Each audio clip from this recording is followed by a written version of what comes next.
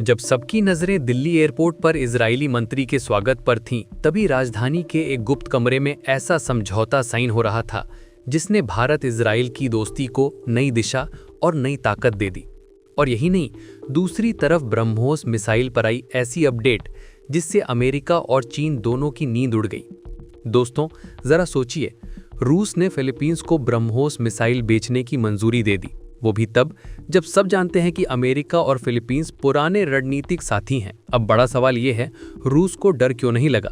क्या उसे भरोसा है कि अमेरिका इस टेक्नोलॉजी को चुरा नहीं पाएगा, या फिर रूस के पास ऐसा गुप्त गेम प्लान है जो दुनिया को अभी समझ नहीं आया? एक ऐसा सीक्रेट जो अमेरिका की सबसे बड़ी इंटेलिजेंस एजेंसियों को भी लाचार कर दे।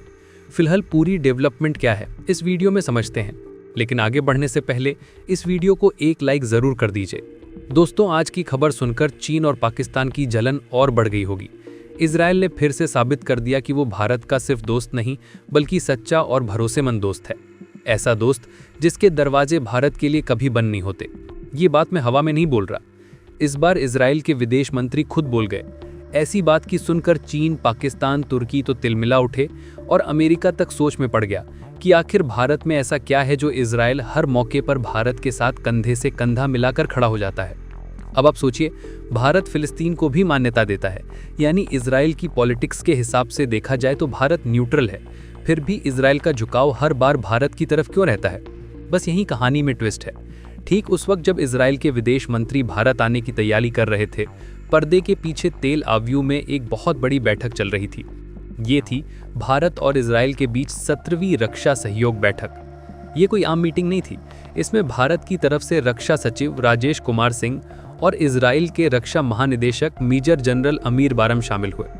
और इस बैठक का नतीजा एक बेहद जरूरी समझौता पत्र, जिसने दोनों देशों के सुरक्षा संबंधों को और मजबूत कर दिया। दिल्ली में बड़े एक्शन। इस समझौते की स्याही सूखी थी कि 3 नवंबर की रात 9 बजे इजरायली विदेश मंत्री ने दिल्ली में कदम रखा। ये उनका पहला भारत दौरा था। आते ही उन्होंने सीधे भारत के विदेश मंत्री डॉक्टर एस जयशंकर और राष्ट्रीय सुरक्षा सलाहकार अजीत डोवल से मुलाकात की। दोनों ने बैठकर सिर्फ हाथ नहीं मिलाया, बल्कि रणनीतिक पार्टनरशिप को अगले लेवल तक ले जाने की बात पक्की की। मतलब साफ है, भारत और इजराइल अब सिर्फ दोस्त नहीं, बल्कि एक दूसरे की सुरक्षा, तकनीक और अंतर्राष्ट्रीय शक्तियों के खेल में साथ चलने वाले स्ट्रैटेजिक पार्टनर हैं। और यही बात बीजिंग, अंकारा, इस्लामाबाद और वॉशिंगटन सबको परेशान कर रही है। भारत के विदेश मंत्री जयशंकर और इजराइल के विदेश मंत्री गिदोन सार की बैठक में एक बहुत साफ और कड़क मैसेज दिया गया। आतंकवाद पर जीरो टॉलरेंस, ना कोई समझौता, ना कोई नरमी। दोनों देशों ने साफ कहा कि भारत और इजराइल ऐसी धरती हैं जहां आतंकी हमले रोकने के लिए रोज एक नई लड़ाई लड़नी पड़ती है। और ये लड़ाई सिर्फ बंदूक की नहीं, बल्कि सोच और रणनीति की भी है। क्योंकि दुनिया में कुछ देश ऐसे हैं जो ये नहीं चाहते कि भारत और इजराइल मजबूत बने। उन्हें तो चाहिए कि हम हमेशा आतंकी हमलों में उलझे रहें, हम विदेशों से हथियार खरीदते रहें और उनकी तिजोरियां भरती रहें। कुछ तो सीधे सीधे हमारी जमीन पर हमले करवाते हैं ताकि भारत कमजोर पड़े, भारत झुके और भारत आवाज न उठा पाए। लेकिन अब खेल बदल रहा है। इस मीटिंग के बाद एक बात बहुत क्लियर हो गई, भारत और इजराइल अब आतंकवाद के खिलाफ एक टीम है। लड़ाई सिर्फ आज की नहीं, भविष्य की तकनीक तक जाएगी। और दोनों देशों की दोस्ती सिर्फ पैसों की नहीं, बल्कि भरोसे और दिल से है। यानी जो सोच रहे थे कि भारत और इजराइल सिर्फ व्यापार करते हैं, उन्हें अब समझ आ जाना चाहिए ये रिश्ता रणनीति का है, ये रिश्ता सुरक्षा का है और ये रिश्ता दिल से दिल वाला है। इजराइल आज भी भारत के साथ उसी मजबूती से खड़ा है जैसा हमेशा से रहा है। आतंकवाद के खिलाफ भारत कोई भी अभियान चलाए, इजराइल उसका समर्थन करता है। यहाँ तक कि अगर कोई देश भारत के खिलाफ गलत मंशा रखता है तो उसके सामने भारत अकेला नहीं है। इजराइल की सेना, तकनीक और अनुभव भारत के साथ खड़े रहेंगे। यानी भारत को कमजोर समझने की गलती अब कोई भी देश ना करे। इस मुलाकात में दोनों देशों ने सिर्फ बातें ही नहीं की, बल्कि अगले कई सालों की साझेदारी को मजबूत करने के लिए एक MOU भी साइन किया है। ये समझौता रक्षा, तकनीक, कृषि, पानी के प्रबंधन, नवाचार और स्पेस जैसे क्षेत्रों में मिलकर काम करने को और आगे बढ़ाएगा। ये साफ दिखाता है कि संबंध सिर्फ कागज पर नहीं, बल्कि जमीन पर काम करने वाले हैं। कुल मिलाकर देखें तो ये बैठक भारत और इजराइल की बढ़ती और मजबूत होती रणनीतिक साझेदारी का एक और कदम है। दोनों देशों ने फिर दोहराया कि आतंकवाद के मामले में अब पीछे हटने का सवाल नहीं उठता और आने वाले समय में और भी क्षेत्रों में साथ काम करने की संभावना है। मैं तो हमेशा से इजराइल को भारत का करीबी और भरोसेमंद दोस्त मानता हूँ, और समय समय पर इजराइल ने यह साबित भी किया है कि भारत की जरूरत के समय वो पीछे नहीं हटता। भारत हर साल इजराइल से $2 बिलियन यानी लगभग 16,000 करोड़ रुपए के हथियार खरीदता है। हम इजराइल के सबसे बड़े डिफेंस ग्राहकों में से एक हैं। आपको जानकर हैरानी होगी कि भारतीय सेना कश्मीर घाटी में आतंकवादियों पर नजर रखने के लिए इन्हीं इजरायली ड्रोन्स का इस्तेमाल करती है। चलिए अब चलते हैं नेक्स्ट अपडेट ब्रह्मोस की तरफ। दरअसल एक टाइम था जब ब्रह्मोस का सबसे पहला विदेशी ग्राहक मिलना भारत के लिए बड़ी कामयाबी थी। उस वक्त सिर्फ एक देश ने इसे चुना था, पर अब लाइन लग चुकी है। याद है जब फिलीपींस ब्रह्मोस का पहला विदेशी खरीदार बना था, तब भारत के लिए ये एक बड़ा पल था। अब वही ब्रह्मोस दुनिया के कई देशों की नज़र में है। देश लाइन में है और अगला नंबर शायद इंडोनेशिया का ही होगा। डील लगभग पक्का, बस मोहर लगना बाकी। मतलब अब ग्राहक ढूंढने की ज़रूरत खत्म, ग्राहक आने की होड़ शुरू हो चुकी है।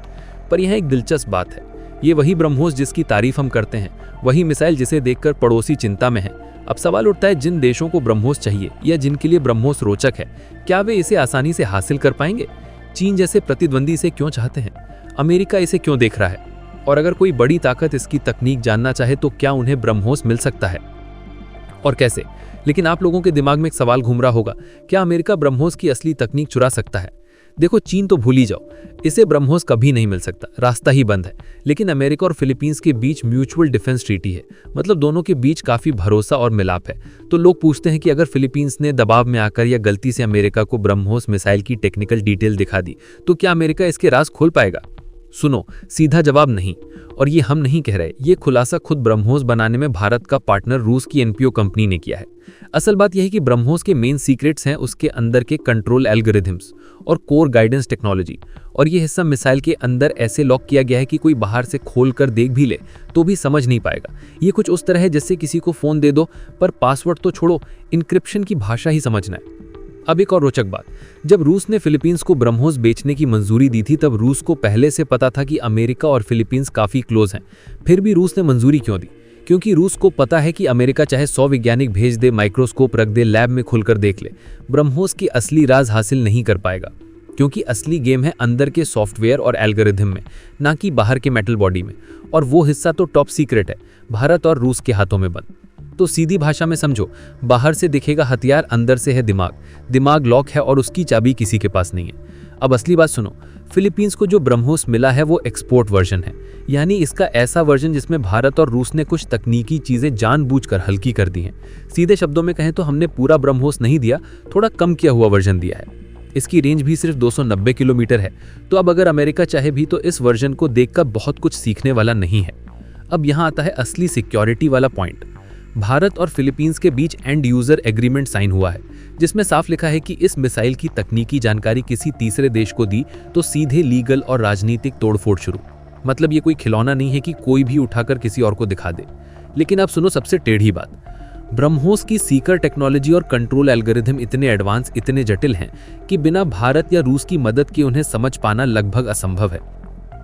मतलब ब्रह्मोस सिर्फ मिसाइल नहीं, दिमाग है, और उस दिमाग की चाबी सिर्फ भारत और रूस के पास है। इसलिए हाल ही में भारत के रक्षा मंत्री राजनाथ सिंह ने घोषणा की कि 14 से 15 देश अब ब्रह्मोस खरीदना चाहते हैं। आपकी इस पर क्या राय है? कमेंट में जरूर बताएं। और हाँ, अगर वीडियो अच्छी लगी हो तो चैनल को लाइक, शेयर और सब्सक्राइब जरूर करें। जय हिंद।